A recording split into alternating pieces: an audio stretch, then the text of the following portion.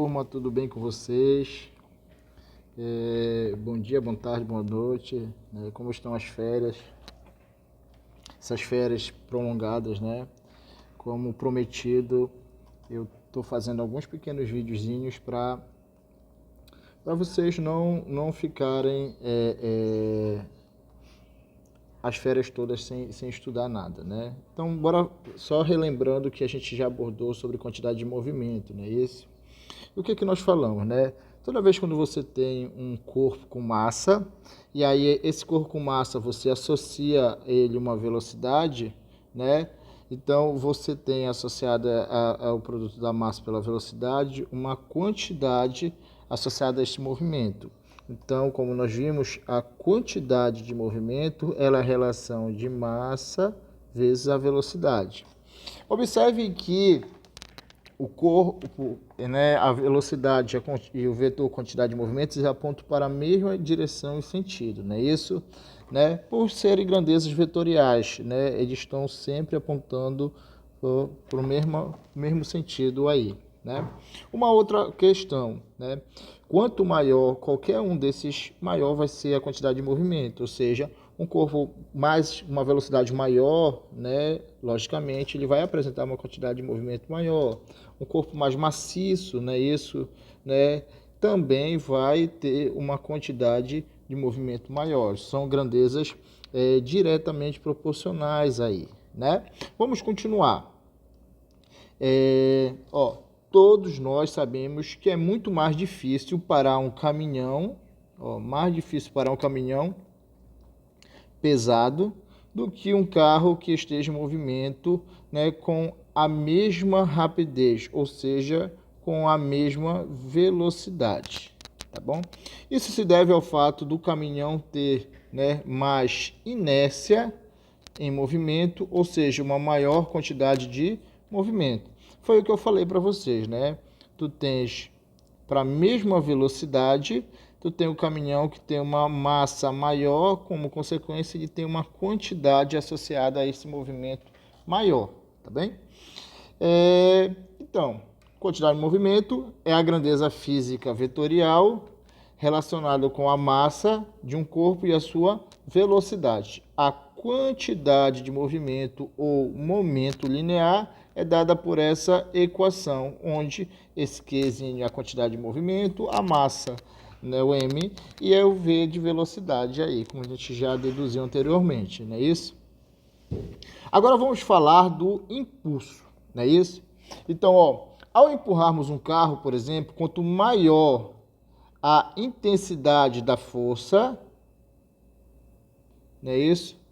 E o tempo de atuação desta força, maior será o impulso aplicado no carro. Então, imagina essa situação, que tu tens um carro e aí tu impulsiona, tu aplica uma força, né, nesse sentido aqui, no caso, da esquerda para a direita.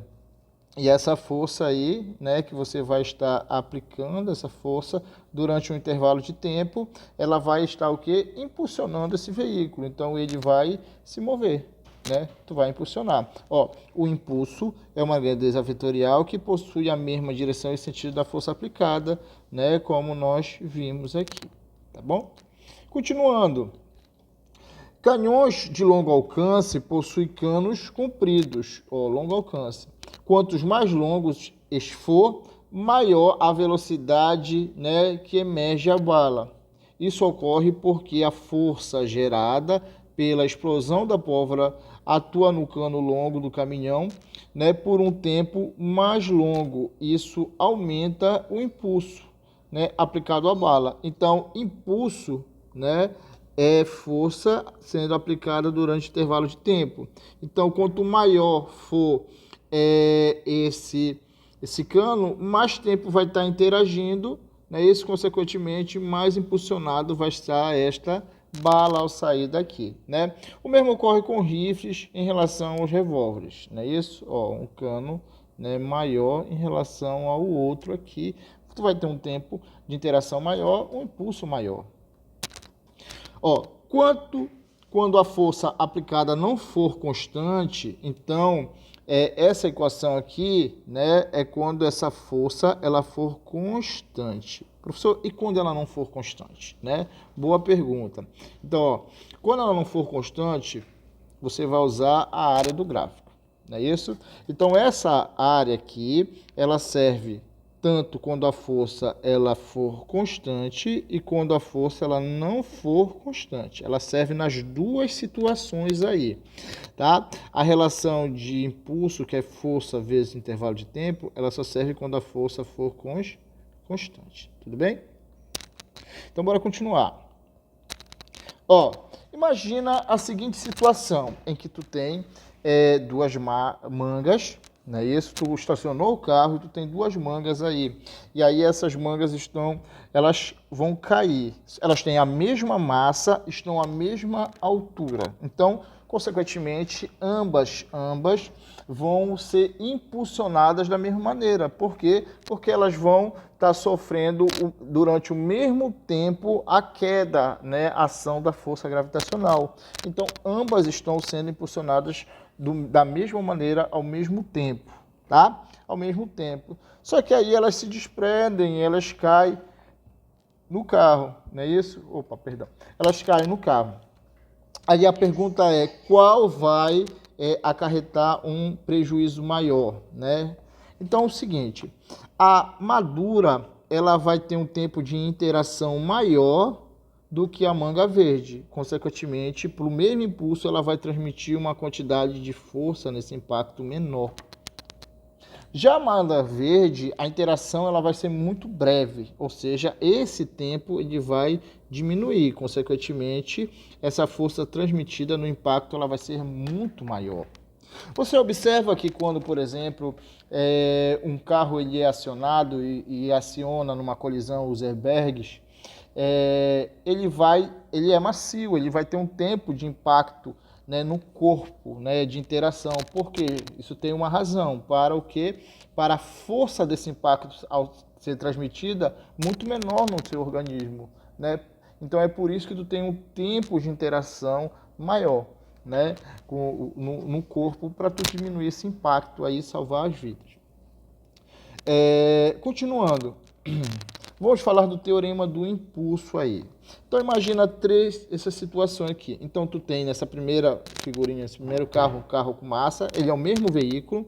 Aí imagina o seguinte, imaginas que ele está com uma velocidade inicial, um corpo massa vezes velocidade, quantidade de movimento. Então ele vai ter uma quantidade de movimento associada nessa velocidade aí, né?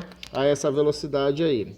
Imaginas, tá? Imaginas que, por exemplo, você vai ter uma força agindo nesse corpo aí durante um certo intervalo de tempo. Bom, nós aprendemos que força pelo tempo é o quê? Impulso. Então, qual é a consequência dessa força agindo nesse corpo aí durante o intervalo de tempo? Bom, então, após isso, ela muda essa velocidade, né? Então, esse corpo tinha uma velocidade inicial, uma quantidade de movimento inicial, tu tem uma força agindo no tempo, ele é impulsionado, então, logicamente, tu tem uma velocidade diferente da inicial. Consequentemente, uma quantidade de movimento associado diferente da inicial. Então, tu observou que esse impulso, não é isso? Ele foi responsável por tu mudar, não é isso? Essa quantidade de movimento inicial e final aí, não é isso? Então, imaginas que agora tu não tens essa força agindo nesse tempo. Já, se tu não tem essa força agindo nesse tempo, tu não tem esse impulso agindo nesse tempo. Consequentemente, essa velocidade ela vai ser a mesma e, consequentemente, a quantidade de movimento ela vai ser a mesma. Ou seja, não houve, nessa perspectiva, variação da minha quantidade de movimento. Não é isso? Já que não houve impulso. Mas, ao ter uma força agindo no intervalo de tempo, tu ter uma quantidade de movimento, tu percebeu o seguinte, que essa quantidade de movimento aí, né,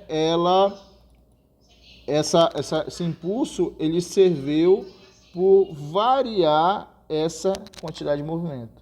Então, esse é o chamado teorema do impulso, que o impulso, ele é responsável por mudar a quantidade de movimento inicial e final, né?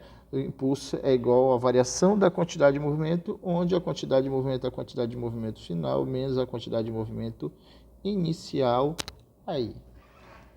Beleza, gente. Até mais.